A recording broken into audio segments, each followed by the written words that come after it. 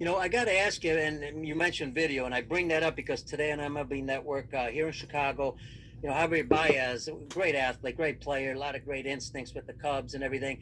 He mentioned today, and there was a debate on both sides of this. Love to get your opinion since you brought up video, and you were a hitting coach with the Colorado Rockies at the big league level.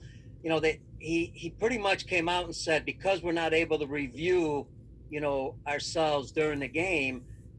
That's why I'm struggling. That's why other guys like Yelich and other players are struggling. And then others have flipped and said, well, wait a second. How come, the Atlanta Braves scored 30 runs the other day? How come these other guys are batting over 300? Why aren't they struggling? That's that's a tough topic unless you've really been up there at that level. Well, I hate to say this, Javi, but that's an excuse. Yeah. You have the ability to watch after the game, to go in and to watch, and everybody watches in between innings, or when I was in the big leagues, that's what they would do. But they would not just watch for mechanics. They wanted to watch the calls and how they were pitched, which was brilliant. However, I have to say to Javi, that's kind of an excuse, bro.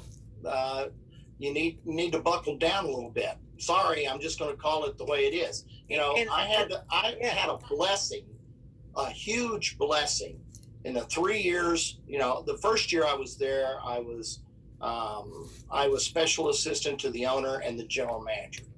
The next 3 years, I was a hitting coach, and within that, I had two guys that won the batting title. And then after that, I've actually worked with four guys that had the batting title. And that was never in their repertoire. Sorry. That they had to go in and see at bat and mechanics. Then all of a sudden, when the bell rings, this, Peter, when the bell rings, you're out to compete.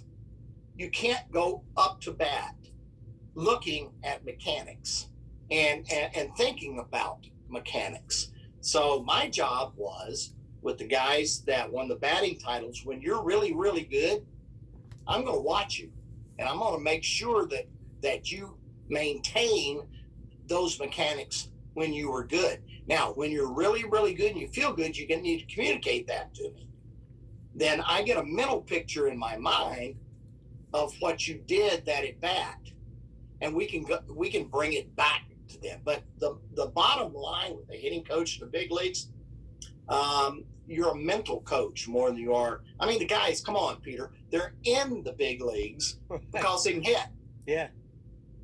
Now, what you do is you become a father figure, grandfather figure. And it's so funny that, the guys, everybody has egos. You have